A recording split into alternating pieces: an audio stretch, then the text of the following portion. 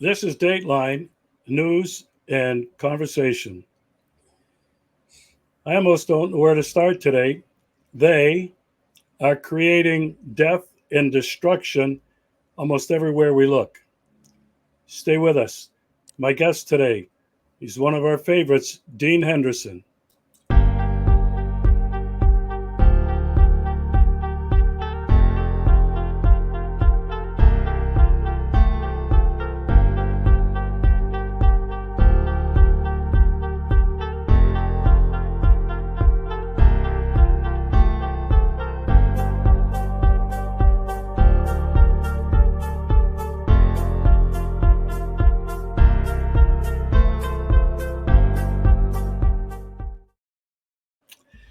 Dean, welcome back to the show.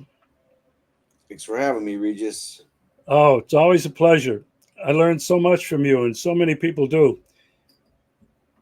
In the introduction to tonight's show, I said, I almost don't know where to go. They're creating death and destruction everywhere. Let me just list a few of the places where they're causing an awful lot of hurt: Ukraine, Palestine, Taiwan, Moldova, Georgia, Ecuador, Venezuela, Africa, just to name a few.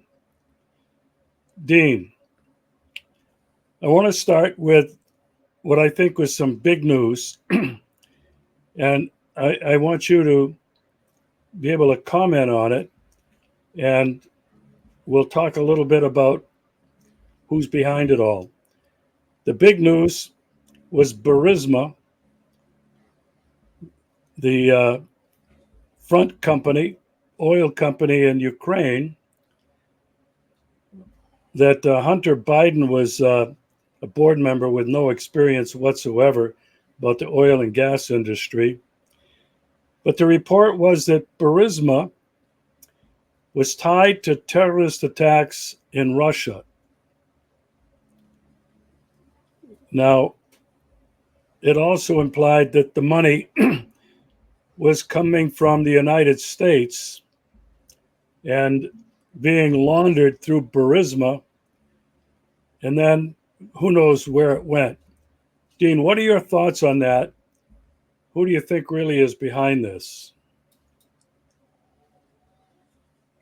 Well, we know who's behind it. Ultimately, it's the Crown. It's the British intelligence, CIA, Mossad people. You know, look, Burisma is just a gas company, so there's a long history of the CIA using oil companies, gas companies as cutouts to sort of do their frontline, job because the oil is on the frontier, and there's a lot of things that happen out there. And Exxon, for example, for years did a lot of stuff for the CIA, probably still does, really. So it looks like, Kolomoisky, the owner, that's the interesting part. He's the Ukrainian oligarch that backed Zelensky during his acting career, even gave him, Range Rovers and stuff, and then backed him also when he became a candidate for president. And Kolomoisky's been tied to the Azov Battalion as well, funding that. And so he's one of these oligarchs, these Ukrainian oligarchs that, in the Western media, they try to turn around and say there's these Russian oligarchs. But the fact is, a lot of them got kicked out by Putin and went to Ukraine. And these guys are helping the CIA, obviously, doing their, and Russia knows that the West was even, I think, behind the theater incident, and ultimately, and they're saying it. And so, it's a serious business because now the CIA has been outed by both the Iranian and Russian governments as funding ISIS, as have the Israelis and the British. And this has not happened before. This is unprecedented. So, and then of the embassy in Damascus, which we're just all waiting to see what happens, because that's just something you don't do. That's another violation of all standards of conduct in the world by the Israelis to bomb an embassy. And yeah, we're just waiting to see what happens, and we're waiting to see what happens with Russia too, because now that they pretty much know that this was an attack by the West, and they're also just more and more, I think, finding out how involved the West is in Ukraine with the military and all the things they're actually doing, and yeah, not Russia's not a happy camper, and Iran's not a happy camper, and something's going to give here, and but yeah, it seems like Burisma again is just a front. And of course, we know that Biden was able to get the Ukrainian attorney general fired from his job because he started investigating Burisma when Hunter was on the board.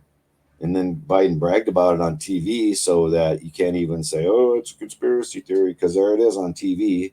And like when Vicki Newland told us there was biolabs all over Ukraine. Oh, it's a conspiracy theory, but it was all over the nightly news.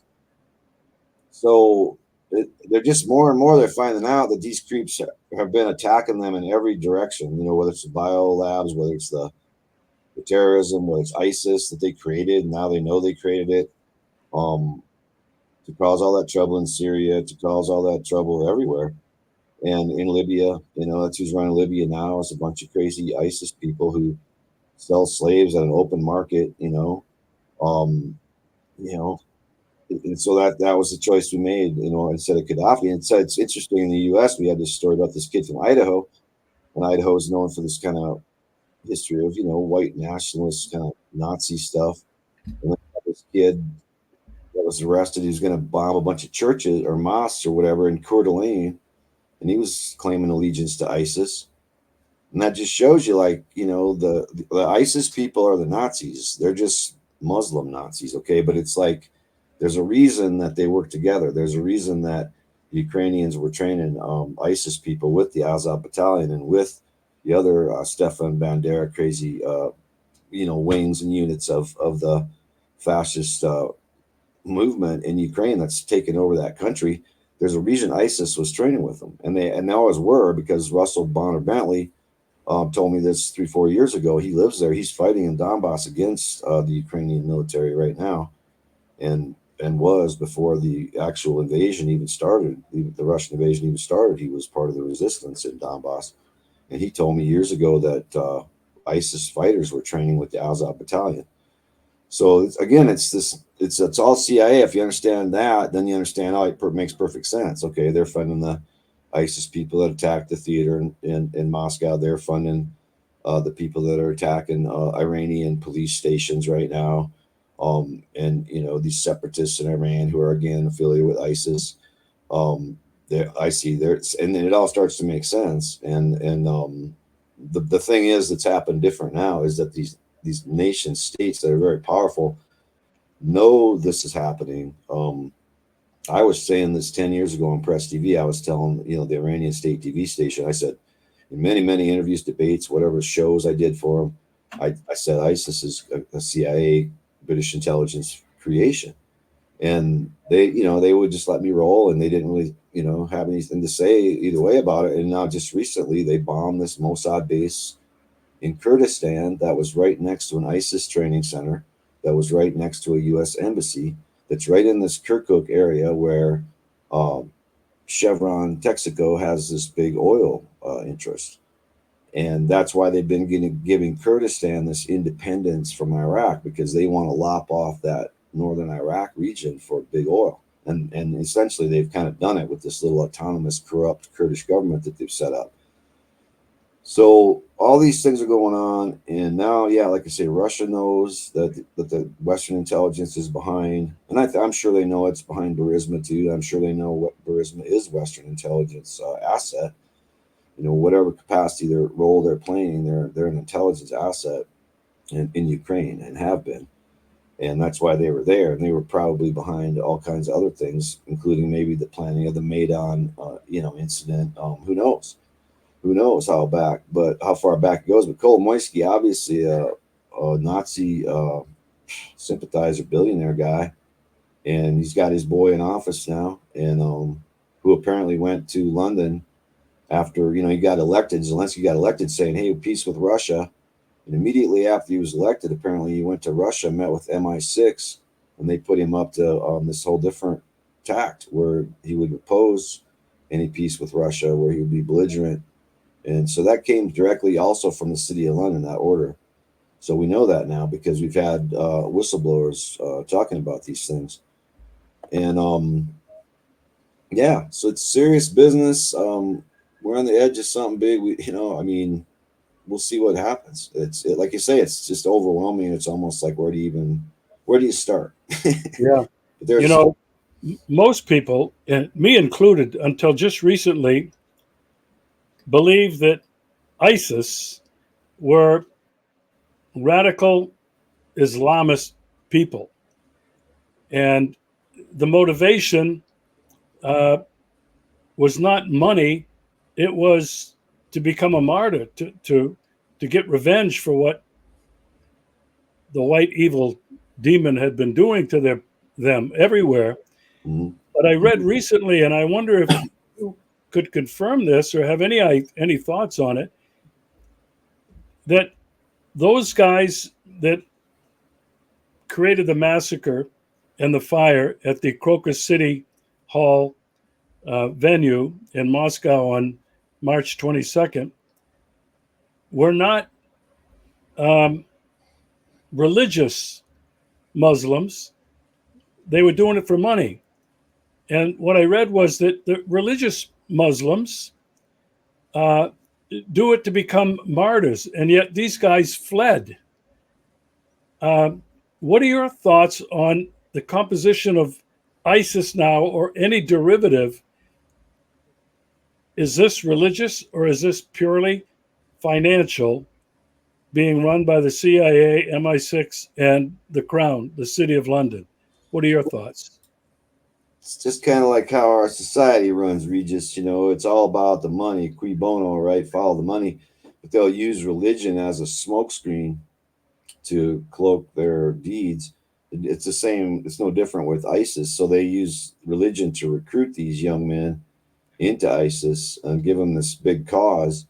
But at the very top, all along, I mean, it's ever since the inception of the Aga Khan Foundation, which popped up immediately after India and Pakistan were severed by the British crown on the way out, deliberately to set those two countries against each other forever. And also, I might add, Bangladesh, which at that time was what, West Pakistan, East Pakistan, I believe, originally. Um, so it was set up right after that. And then, in the modern era, the most, memorable occasion was when the CIA trained the Mujahideen in the late 70s. That was Zbigniew Brzezinski's big idea. And Carter got the ball rolling, and Reagan really set it, in motion, where we funded the Mujahideen to fight this supposed Russian invasion of Afghanistan, which was no such thing. It was Russians were coming to the defense of the Tariki government, which was a socialist progressive government that was, allowing women to go to colleges, and all kinds of good things were happening. And it was a very revolutionary government. They'd throw in all the, Western influence out and everything. And Russia was, ever they were allies, but they weren't like, arming them for this some big whatever or anything. They was trying to live in peace. And then, okay, so that wasn't good enough. So then the CIA gets in there and they funded some folks within the government. The agrarian minister, Tabazullah Amin was his name, and he went around doing this crazy land reform where he'd take like these small plots from people, and he did this Maoist shtick, how everybody had to have this, and it was just over the top and ridiculous. And then later it was found out he was a CIA guy, and that's why. And he ruined the whole land reform thing. And then not only that, but this is when the CIA was starting to train the Mujahideen. And only after that training and this thing with Amin had occurred and everything, did the Russians, come in to defend that government. So even that was a lie. But that's the modern beginning of the creation of, whether it's ISIS, Al Qaeda. They come up with all these names. I'm sure there's reasons for the names. There's woo 33rd degree Mason reasons for the fucking names too. Whatever. I don't give a shit. It's just evil. But I mean, it's just a lie, and it's the biggest lie probably that's been in the world for so long that nobody can get. And of course, yeah, obviously, you have to realize, the reason they wanted to do it that way was because they wanted us to hate Muslims. Ultimately, these crazy Muslims. Meanwhile, Muslims, of course, aren't crazy, and it's just the CIA people that trained up, with the CIA that are crazy. And actually, they are. They're the lowest morale people who just want money, really, and they'll cloak it in religion too to justify it, I suppose. But they're weak people. These are, and they're also very spiritually aligned with the capitalists, with the global monopoly capitalists. I mean, think about it. There are both regressive forces, right wing politics, brutality against women, intolerance against everyone, do shit our way or the highway. Um, and they hate socialists, they hate progressives, they hate communists. They've been used over and over and over by the CIA to kill communist leaders, to overthrow communist governments like Sukarno in Indonesia in '64. They used crazy Muslims to do that way back then. Even they used them in Iran to stop the revolution in the oil fields by by the left, by the communists who had started the Iranian Revolution, and then it was hijacked by the mullahs who were kind of brought in by the CIA. So it's a long history of supporting these crazy Muslims who are very few and of low character and, yeah, easily trainable by the CIA for a price to cause trouble. And then there's the rest of the Muslims. And then, yeah, who was it? Huntington wrote the Clash of Civilizations, Trilateral Commission. And that's the 75, and he pretty much told us what was coming. And that was, they do that with movies, they do that with writing in the Council on Foreign Affairs, Council on Foreign Relations, Foreign Affairs Journal, it's called, was where he wrote that. And he predicted a Muslim Christian clash. And sure enough, Reagan started training the Mujahideen, 3 years later, 4 years later. And so they intentionally have done this, in other words, and there's two reasons. One is discredit Muslims because they do have most of the oil and we want it, or they want it anyway. And two, accomplish the mission of Western intelligence in the region using a native people that you can disassociate with, that you can have plausible denial from your involvement in the operation. And that's classic CIA stuff. It's not new. It's just this caricature they're using is relatively recent. Although you go back to the Middle Ages and you see, these crazy Muslims back then, even who were used by the Crusader Knights Templar to do their bidding. They were called the assassins. So even this isn't actually new, but it's being brought back. But yeah, that's what's going on, and it is a big thing to realize, and that people have to realize, because if you start realizing how that works, you go, "Oh, that makes sense. That makes sense. That makes sense." Of course. Yeah, and you mentioned the plausible deniability. That's fast disappearing, I think. This Russian investigation into that Crocus City Hall massacre, I just read today, they're tracing this back to individuals Mm-hmm. in the UK, in the US. They didn't mention the names, but they're even talking about to different states, Mm-hmm. unnamed for now, but UK, United States. And what it's also shedding light on is who blew up the Nord Stream pipeline. Mm-hmm. Who is really behind the attacks on the bridge at Kerch in Crimea? I think this investigation is really turning out to be something really huge. Mm-hmm. I hesitate to speculate at all, but I have this question for you. Russia has made it clear they will track down and punish everyone involved. Do you really think they'll go that far? Do you really think that they will name the names? And what do you think the implications of that will be? Man, I think that this is their opportunity to do just that, and they should definitely do it because it helps them in every way. I don't see any downside, you know, to doing that.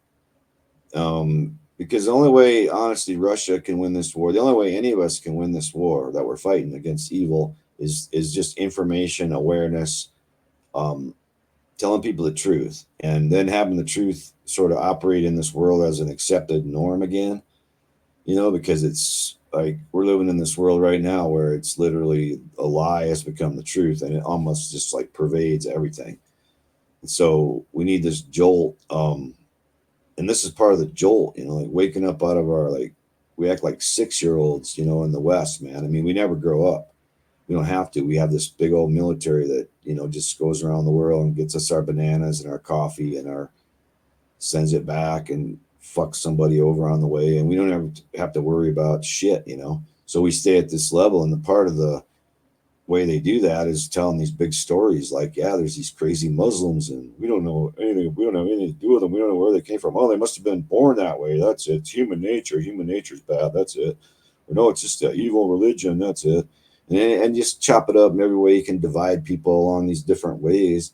And in the meantime, you're running this operation where you're using these people to run your drugs and kill your enemies and do do horrible things, cut people's heads off, and that just tells you what kind of people these are we're dealing with. And some of them at the higher levels are just only partly people or barely. But anyway, whatever they are, they're not nice. And really the caricature of Israel right now seems to sort of represent that. Like the way they're behaving is sort of like this is what we're dealing with, people. So this is another poof. Oh, out of your little, empire daydream where you can just because you live in an empire, you don't have to worry about it. Now it's getting to the point where, yeah, you better start paying attention because, we're busted attacking Russia. We're busted. I mean, this is getting serious, and these people on the other end of it are not gonna. Mexico just threw out the Ecuadorian ambassador because they stormed the embassy. Stormed the Ecuadorians stormed the Mexican embassy to get a political opposition guy out. And this Ecuadorian government is out of control. It's like a right wing. They overthrew what was his name? The leftist president of Ecuador, Rafael. Shit. Anyway, about 5 years ago, and they put this right wing junta in there. And now there's all these drug gangs, and they're killing elected officials and people running for office. And Ecuador is just turned into this hellhole. And now they do this, and then you got this crazy right wing nut job in Argentina, this little baby Trump, who takes the chainsaw out and he wants to just totally wax all the government programs and everything and just throw people out in the street. And I mean, these are the forces that we're aligned with. These kind of people, right? Ecuador, Argentina, a couple African juntas. And then like Israel and the UK and the US. And it's just like this cult of barbarians that the whole world, I think, is starting to see is like, wow, because that's not just Israel, the caricature. It's like, who's behind Israel? And they go, wow, the United States just sits there and lets that happen, And Nicaragua's suing the Germans now, for sending arms to Israel. And the whole world is just up in arms about this. And so, again, it's breaking the bubble, breaking our illusions, maybe breaking the illusions that have settled in on this globe and have caused people to sort of not act or sit still or be quiet, and maybe there's some good coming out of that.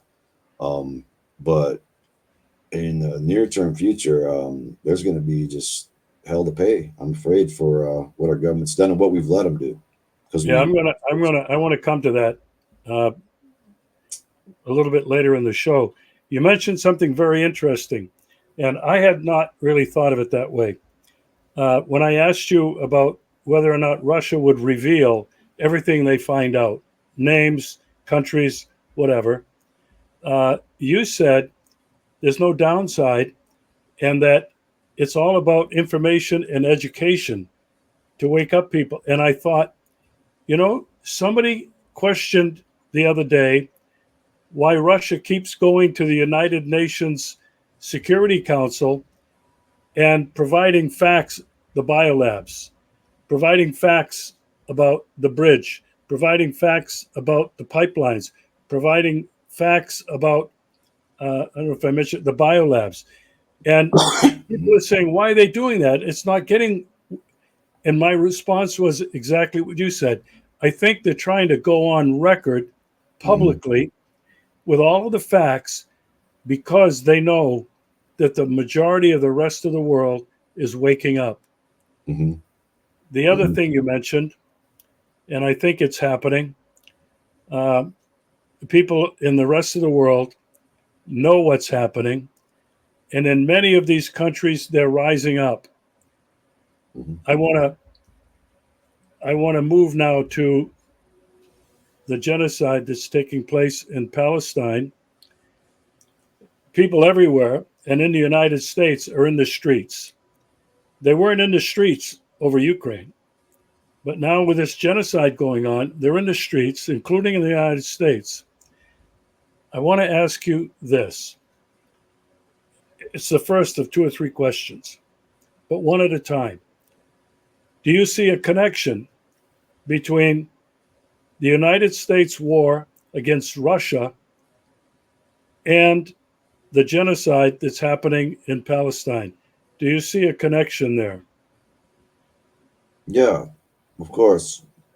Of course. Yeah, there's definitely a connection there. It's all about it's just fight for the middle of the world, you know. This fight for Central Asia, the Levant, this fight for the oil region, this fight for the global geopolitical future center of the planet, probably is what they have in mind. But also maybe just desperation again, you know, just because these people, their COVID lie, that they tried to, you know, they tried to enslave people into this fourth industrial revolution nightmare, and it didn't work. And then their technology didn't work either that they're going to use to enslave us with, and it's still not working. And so the emperor wore no clothes again. So whoops, we gotta, so okay, war footing, go back to the war footing. Gotta have World War III, gotta have big conflict. Doesn't matter if we win, just keep funding the arms, guys. Lockheed Martin stock will keep the market up, don't worry. And like that, and it's literally, I think, an econometric evaluation that they're making. And I think that's what connects everything. I mean, you know, there's, yeah, when you start to understand who runs the world and how they do it, and you know, there's just this handful of them. Everything's connected. There's virtually, I mean, there's virtually no coincidences anymore. Um, it's all part of a bigger agenda. So, you know, obviously, the part of that agenda is destroy Russia and take them out as a competitor of the West. Um, and part of that is reinforce your control over the oil patch. You know, because this whole Bretton Woods financial arrangement is based on the petrodollar now, and that's just the way it is. You know, until it isn't, and it's sort of happening where it isn't as much because the Chinese are, you know, buying oil in yuan from the Indians, or the Russians, or, you know, there's that going on now, and the BRICS is upcoming, but they also know that. That's part of their desperation as well, because they know there's a limited time span on this petrodollar, and that it's coming to an end, and they're trying to prolong it, is what it really comes down to. And so, you know, we'll see how it all pans out, but I think it's definitely connected in that way more than in any other way, just in an economic way, big picture a way of yeah, these evil forces that are trying to hang on, and we are informing people, and Russia is taking their info to the council. Palestine's doing the same. Hamas, they're playing the long game, and yeah, it sucks. All these people got to die, man. But it's just like the longer it goes on, too, it does expose the Israelis, and it does expose the Ukrainians and the people behind them who are the same people, and that's the important part. The people behind them, and you know, so politically they're getting whacked. I mean, even Biden is going to lose the election, I'm sure. It'll come down to that margin of people that won't vote for him because of his Palestine policy. Christ, there's 60 House Democrats now that are saying no more arms to Israel. That's never happened in this country, not even close. I mean, you know, Bernie Sanders introduced it, and now it's got 60 co-sponsors, and that's never happened. So I'm hearing people like Chris Von Hollen from Maryland or whatever, who's just this kind of middle of the road Democrat, right? And pro-Israel usually. And oh no, I mean they're just, this is embarrassing. I mean, you can't sit there and watch this as a human being and think this is okay. And I don't know. It seems like people are finally getting the memo on that. Like, no, this isn't okay, dude. I mean, this is not okay. And it seems like even Biden now is feeling it, in a lot of ways. So it's interesting, but it's the long game, and it's going to be information that wins the game, but that wins the war. Before these crazy motherfuckers go thermonuclear on us and just start attacking Russia and China with their nukes, and somehow we gotta like bring them down. But I don't know. I mean, hopefully, I think it's an economic thing too. Russia knows that, China knows that the economic time is on their side, that they're on the rise. The U.S. is in decline, Europe's in decline, and they just kind of, in a sense, have to bleed the financial resources of the West now, which the West is allowing them to do with the sanctions they put on Russia, stupidly. And it's kind of like let the elephant just fall down the hill, and just get out of the way. And in a way, but it's going to take time, and that's why I think Russia's real patient in Ukraine. Even though this week they hammered them pretty good, but I think that's the theater stuff. They're just saying, "Hey, you want to play like that? We're going to play like this," which is good. But being patient, Hamas being patient, they're not in any big hurry to negotiate. Release the hostages. Why? Why would you do that? That's all they got. That's all they've ever had, and they finally have it, and they're not going to do that. And Israel's not going to play nice, so it's just going to keep going. And like I said, now we're going to see what Iran has to say about it sometime soon. Yeah, and we're talking about them, these evil forces. They have names. We'll get to that. They sometimes appear to be desperate. They're losing the game in Ukraine. You mentioned how Russia really whacked them and has been whacking them really hard ever since March 22nd. But this past week, 40 missile strikes between missiles and drones all across Ukraine, but the first time really heavily in Lvov in the west and in Kiev and, of course, Odessa and Kharkov. I mean, hammering them, knocking it out in infrastructure. RT reported today, they quoted somebody in the Russian ministry, said, well, this is revenge for not just Crocus, but for these attacks on Russia's oil infrastructure. Too. And now, Dean, at the same time, Russia is observing this, and they are playing the long game. Mm-hmm. Macron is saying he's going to send 2,000 French legionnaires, specially trained, into Ukraine. Russia has said they're going to be dead the minute they come in there. But is this a bluff, or is he really going to do it? And who is it that is behind this move? You and I think, both know. It's the same evil hands, the CIA, the MI6, and these people that they control. Yeah, like Macron, who worked for Rothschild Bank before he was prime minister of France, for example. So, I mean, of course, so, if I'm Russia and then you send 2,000 French legionnaires, I consider Paris a viable target. I would just bomb the Rothschilds' chateau outside of Paris to start with. Maybe they will. I think it's bullshit. I mean, that's an act of war. You can't send troops into Ukraine, okay, like officially. I mean, you can send your little mercenaries and good luck. But once you start sanctioning official battalions of French legionnaires, I mean, that's a whole nother.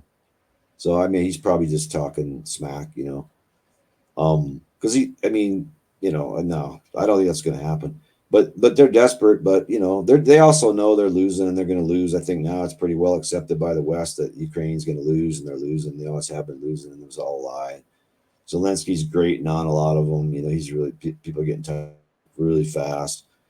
even people that I just know that all of a sudden, first they were rah rah, and now they're like, this guy again for money, and you just hear people grumbling about it. So I don't know. I think that one's over. I think, I just think things are gonna. I think these guys are gonna get a rude awakening. They are getting, and it will continue to get a rude awakening here now for a little while, because they just, I don't know, they're not very smart, and they made some miscalculations, and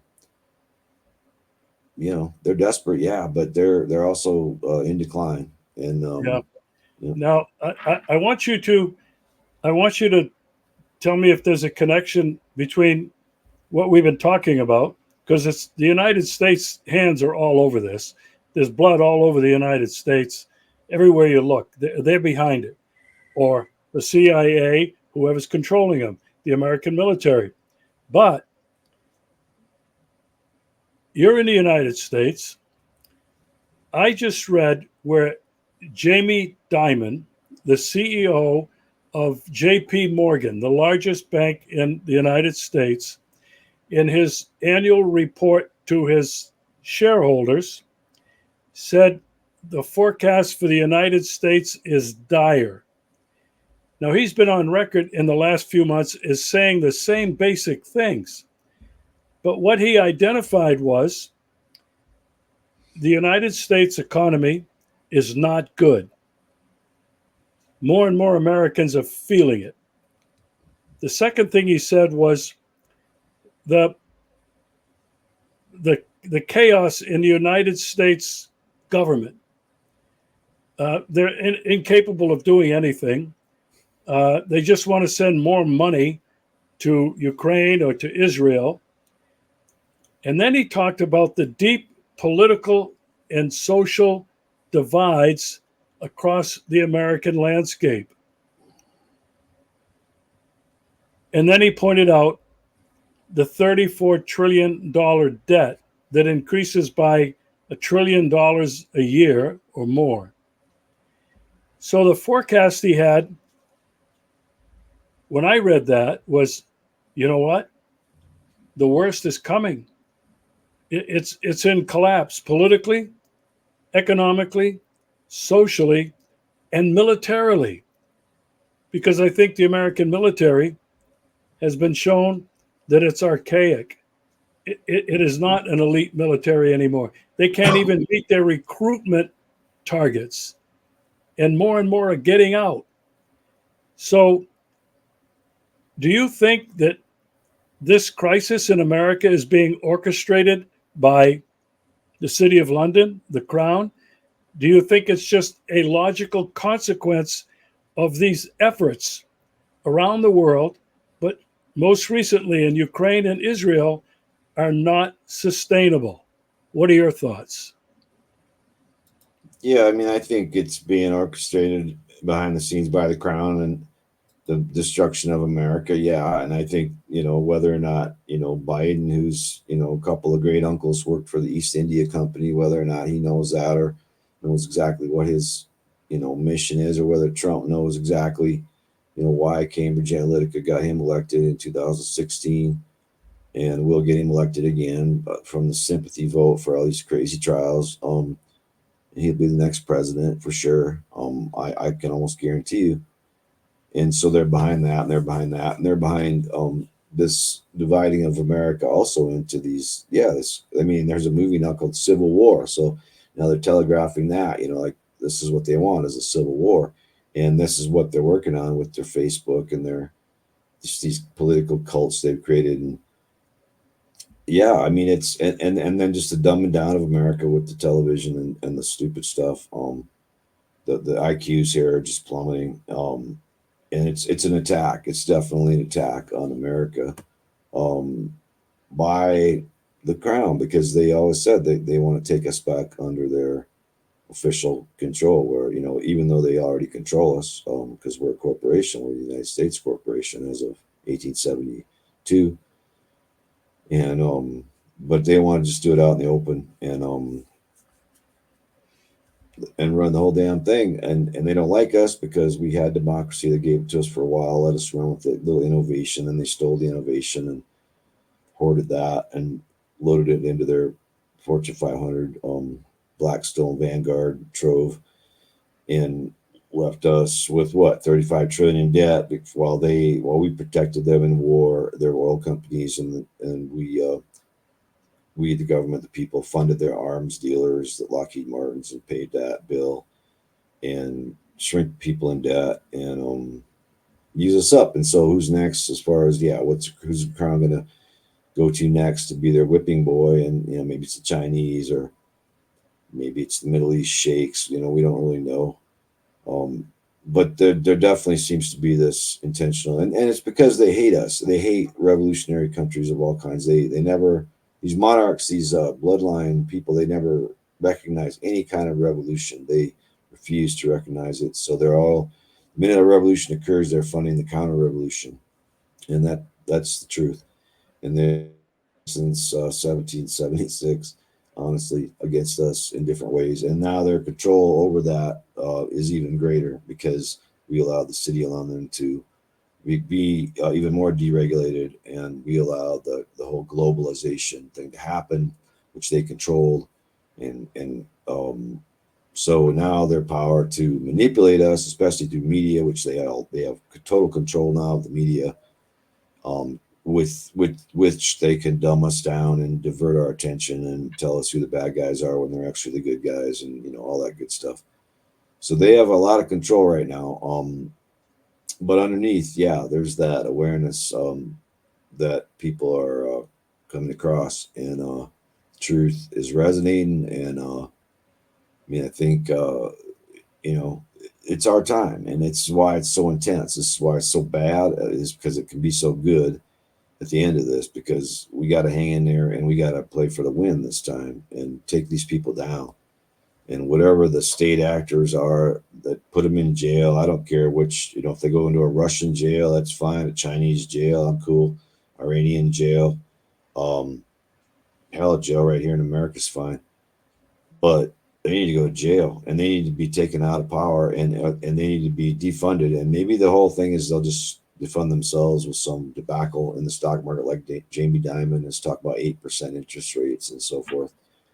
It could happen, because oil's certainly gonna. We still don't know. There hasn't even been an Arab boycott yet. An oil, there hasn't even been that yet. And the minute they did that, oil would go from 90 a barrel to 150 a barrel, and you'd have a global depression basically on the way. So we don't, there's a lot of cards to be played here, and they're not necessarily, it's not all about striking Tel Aviv, with long range missiles. But not to say that couldn't happen either, because they might make a direct strike on Israel, the Iranians. We just don't know. But there's going to be interesting times coming, and it's just, they've overplayed their hand, and they need to be dealt with. And I think the whole world knows it. Let's just deal with it. So I want to add this to the equation.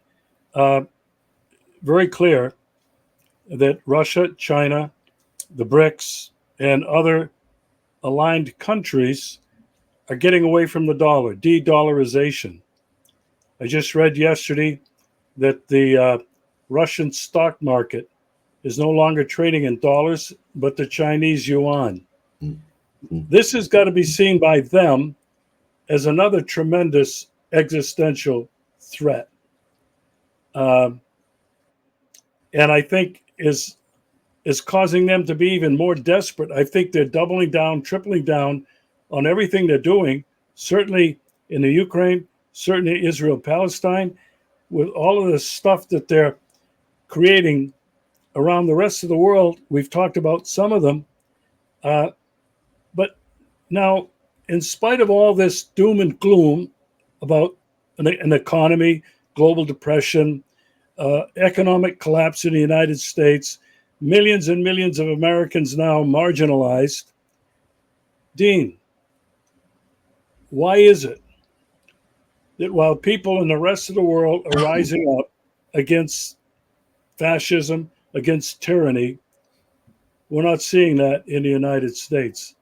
In your opinion, why is that? Well, to be fair, you're seeing a little bit of it with the Palestinian protests and some other things, and we had some union stuff that went on this last fall, and so there's rumbling under the surface. But also, I think this social media stuff's taking a toll, and it's just taking people out of the streets, and we have to reject that and go back to the streets, and just like the people that have been protesting the Palestine genocide have been doing, and but that's just what happens. I mean, you live in an empire where the media is controlled by these few companies, and then they're just dumbing people down all kinds of other ways too, whether it's vaccinations or chemtrails or fluoride or just dumbing people down in all these different ways. And we are definitely the most attacked, I'd say, people. And our own medical industry attacks us. I mean, it's like this medical mafia that just wants to find a problem with you so they can fix you, and take your life savings in the process. And so, there's all these assaults on the Americans right now, the American citizen and the European citizens, maybe more so with the pipeline bombing and the energy crisis that they've still going through. So it's definitely like a low intensity kind of war already. You see, and an economic thing, and it just seems like at some point something's got to give, and I think it will be, in the end. I mean, you're going to see a change in the world order, and the only thing I hope is that when we come out of it, whoever's behind that is not the same people that are behind this world order, and it just looks different. And they got Chinese people instead of American people, who are supposedly running the show, when behind them actually are these bankers in the city of London Crown, and that's run the world forever. So that we gotta, I mean, again, we have to really shoot big, and then we have to keep talking about the big picture and what's really pulling the strings here, because it's a chance to rearrange that, and maybe put some of these people away and get them out of power at least, and give them a hard time, whatever it is. Just keep fighting. That's all we can do. Keep fighting. Yeah. I think what we're seeing with Russia and China really being the leaders with the movement towards a new world order, which is the greatest threat to these people who are trying to hold on to their domination of the planet and their rape of the planet. And that's a huge threat to them. You mentioned earlier, and I've been worried about this for a long time, recognizing they've lost this battle of control. Will they take us all down with them in a nuclear Armageddon? Are they that desperate? Can they be that desperate? I think they can, and I think they certainly are capable of ending the whole thing for everybody, because I really do believe that they're evil forces. But I want to focus a little bit more, with some of the time we have left, on what's going on in the United States, because I think America right now is experiencing several different levels of crises they've never faced before. There's obviously a political crisis. And I'm not just talking the government in Washington. I'm talking about the deep divide among people, where there's no dignity and there's no respect left anymore. It's anger, it's hatred. It's, the Trump people are evil. They're crazy. The Biden people, according to the other side, are just as evil. Look how many people they're killing in Ukraine and in Israel. And then you look at the economic situation. Millions of people homeless around the country. More and more people having to work 2 and 3 jobs just to make it, stay in their homes. More and more people, when they go to the gas pump, when they go to the grocery store, when they pay the utility bills, they can't make it anymore. Now, you talked about a revolution. I have been reading things that right now violence and a violent revolution is quite possible in the United States, given the economic and social breakdown. But this election coming up in November, no matter who wins, the other side is going to call foul. What do you think, Dean, the next 9 months, the next 10 months, given this pot that I think is boiling over? How do you think this might end in America? Yeah, it's not a good situation. So everybody should vote for Bobby Kennedy Jr. That's what I think. He's not perfect, but at least you're not in a cult, and he's better than these two schmucks, man, by far. I don't care about he's a Kennedy. I don't care he was on Epstein's, whatever. That's all overblown. It's a one-time deal. Okay, he could have been stronger against Israel. Maybe he will be next time. I don't know, but you got to do something, and maybe he's got a chance because it's a three-way race, and break out of the cult. I mean, that's exactly right. They're leading people to a war. These two sides, and either one that's going to lose will be mad. So let's just how about both of them lose? And how Yeah, about both of them lose? Because they're a bunch of losers. Ultimately, yeah, and let's just go for the win. So I'm just throwing that out there to vote for Bobby Kennedy Jr. And some people won't agree with me. Oh, they got to have perfection. He's not perfect. Whatever. Fuck your fucking bourgeois sense of fucking sensitivity and all this shit. Just you don't need perfection. You need somebody better than these fuckheads. And we got him. So just vote for him. Shut your fucking face about how it's gotta be this is perfect and whatever. And I'm just tired of that shit. I'm tired of they did it with Jesse Jackson. They pick him apart and they're like, oh, he's not perfect. I don't care about perfect. I just want good policy. So just listen to the man's interviews and his policies and what he's going to do, and then compare it to this garbage. Whatever. yeah. But it's somebody's just got to, I don't know. I don't, I don't think, I don't think a lot of people are feeling hopeful. I think a lot of people are feeling scared, and I think a lot of people are feeling, uh, well, almost in desperation. Because, as I mentioned, I don't think people in the United States has ever faced this kind of crisis on so many There's a lot of levels. things. There's also a suicide crisis and Oh, it's a health crisis. uh, 60% of Americans have a chronic disease. 60%. And that's according to Bobby Kennedy's VP choice, Nicole Shanahan, because that's her thing. She's all about disease and what causes it, and um, she's smart. But 60% of us have a chronic disease, man. Why? no. And Would be a what percent of poison, the people? What percent of the people are on heavy duty drugs? more poison. There's some more Yeah, poison. more So exactly, just more poison, poison. poison. And that's what she says, and that's true. And it's just whether it's 5G poisoning or vaccination poisoning or pharmaceutical poisoning or chemtrail poisoning, and they just poison us. Okay, and then we get sick, and then they blame us for spreading germs like dirty little animals because they're aliens and they don't understand. They don't have humanity. They don't have empathy. They don't have nothing. So we got to fix all these problems, and the only way to fix that is a big upheaval. And yeah, short of a violent revolution, short of just you know, um, at least I'm seeing right now we got a chance with Kennedy, and we haven't had that. I didn't even vote in the last election because honestly, Jill Stein didn't have a chance, and I didn't vote for Biden. I didn't vote for Trump. I didn't vote as the first presidential election. I didn't vote, and I'm glad I didn't vote, but I'd rather vote. I'd rather we had a chance because it's our only. I mean, what else we got? I mean, what else do we got in America right at this point? Where the rich are just getting richer, they control everything: the media, the news, the business, the military, the foreign policy, the domestic policy, the policy.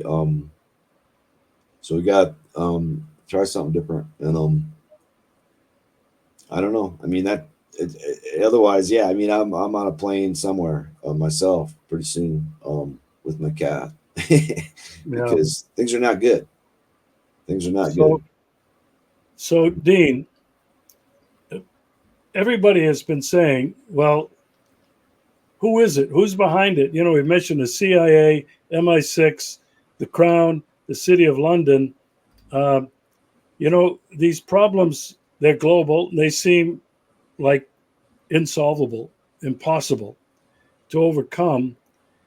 But you've said many times it's a very small group of people and they're not that smart. No. Um, you and I have talked about this before. It goes beyond the crown. Let's talk a little bit about that hierarchy, or maybe it's not a hierarchy, it's more a long term, century long horizontal movement. Uh, but where does it lead to, Dean? People want to know names. Now, we've mentioned Rothschild before, but when you trace it back from the crown, where does it go? Well, it's an ancient bloodline. It's they're now all the kings and queens of Europe are part of the same bloodline. It's one bloodline. That's branched off and done different things, but it's essentially one bloodline. The Habsburg bloodline, you could call it, because that's the oldest traceable um, evidence I had of anyway of them controlling the Holy Roman Empire for sure, which they did. Constantine the Great, Charlemagne, these are Habsburgs, and they just live in they're kings and queens now, and that would be the best. I mean, if you had to pick one name, that's the name. The Habsburg name is the most powerful, probably, of these of this same bloodline. That they have different names now too, though, that they use, and they use the Plantagenet name, the Tudor name, the Vicis, the Algobrandinis, the Lombards, the Khans, the Lees, the Pallavicini family, which are the Shahs. Um, there's a bunch of names, but in the end, it's just one bloodline, and all these royal, you know, so-called royal people are connected, and they're related, and they believe they have a divine right of kings. If nothing else, that gives them the right to lord over us and rule us and steer us. And I mean, they really bought into this thing, and they have the sangreal, they have the royal blood, and it's different blood. It's Rh negative blood. It is different. If you're O negative, you can give blood to anybody. Why? Because I think O negative is like the human blood. Okay, blood's interesting. Like when you start talking about different types of blood, it's interesting because it could have something to do with the experimentation that certain human beings underwent, and I think a vast majority of human beings did not undergo. I want to add, when this went down and when they intervened here 8,500 years ago, or since, even with abductions or whatever the things they do to terraform and turn people into them. But the Rh negative blood's interesting, and they believe it's real special, and they, that gives them the right. And so where does this come from? Well, it comes from their ancient teachings and stuff, and goes all the way back to Babylon. It goes all the way back to Samaria, and but it's nothing more. Just really, I mean, they can talk about how, yeah, oh, the Merovingians, that was Jesus' bloodline, and I mean, they can talk about all this, what they believe, and then we can just talk about what it is, and it's just a colonization, and it's a form of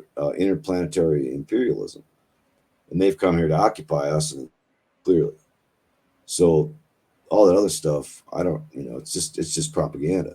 They've just come here to enslave us, and it's worked so far. We're all slaves essentially, that are trying to get free. And the only way we're going to free ourselves is to really free ourselves, and that involves, yeah, revolutionary consciousness followed by revolutionary acts.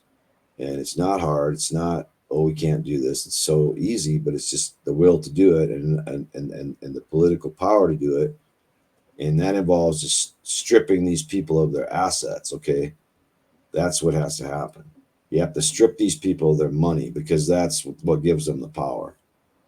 You know, and there's justification for all of it under antitrust laws, under uh, usury laws, under just revocation of Well, just the bond market itself. I mean, these people lend us money at 6%, and they got us $35 trillion in debt. I think it's 35 now, and 5 trillion of that might be countries' sovereign wealth funds from Kuwait or Saudi or Japan or China, but I'll guarantee you 30 trillion of that is to the Rothschild banking cartel and Goldman Sachs and Oppenheimer and Rockefeller and Warburg and all their buddies.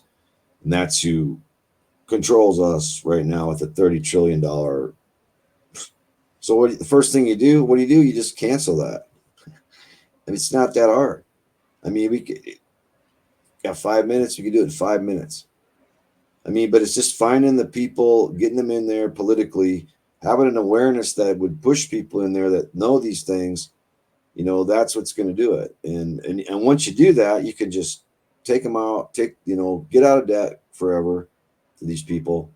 Nationalize your central bank, then you nationalize your oil company, and you turn that into a government thing like Iran has, Iraq has, whatever, common sense. The revenue Norway has with state oil. So it comes to the people. That's why Norway is the richest country in the world, because they have state oil.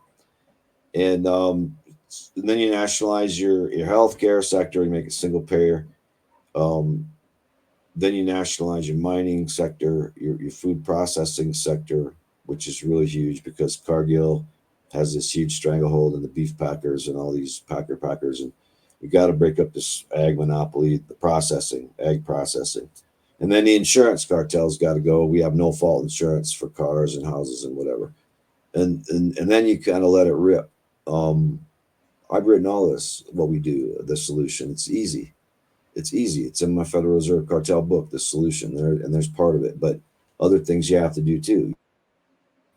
Protect your currency, so you have to fix your currency to a basket of other currencies in the process before you do this, because if you don't, they'll just crash your currency. But Malaysia did that in '97, and it worked, and their ringgit was saved compared to the Thai baht, which got smashed, and the Indonesian rupiah, which got smashed, and the Philippine peso, which got smashed. Malaysia did not get smashed, the ringgit, because they defended it that way. They tied it to a basket of currencies and maybe even gold and different things. There's ways to do it. And then you get out of the WTO completely. You cancel that. We don't want any part of that. That's just piracy, international piracy, really. And then you got to get out of the IMF and the World Bank. And you gotta ban offshore banking completely. If you're a U.S. citizen, you cannot have that. And if you want to set up your corporation in Panama like Cargill does, so you don't pay taxes, well, here, hand us your passport on the way out, and good luck. You don't get to do business here either, and this is the biggest market in the world, so you just fucked yourself. It's not that hard. It's just it's a matter of political will and imagination and leadership and understanding what we can do instead of what we think we can do, because that's the only little box they taught us we could do. We have to think outside that box, and that's what makes it revolutionary. Okay, that's what makes it revolutionary, because we're proactive. We don't wait for them to do stuff. We do stuff, and like that. So it could be done, but we're a long ways from that. But well, I think you've simplified it, and I'll try to articulate what I think you've simplified. It's about information and education. And then when people are informed, it comes down to developing a revolutionary consciousness, as you just stated. And then without a revolutionary action, real action, nothing's going to happen. So really what you're saying is educate, inform, create this revolutionary consciousness, agitate, and then people have got to get out into the streets. And what you're basically saying, if people around the world, because we're talking about humanity here, aren't we? People around the world have got to rise up in a global revolution against these forces. And you and I both agree they're evil, or we're toast. Yeah. Dean, thanks so much for another very riveting conversation and discussion. We'll do it again real soon. All right. Sounds great, Regis. I really enjoyed it. Thank you. Thank you for having me.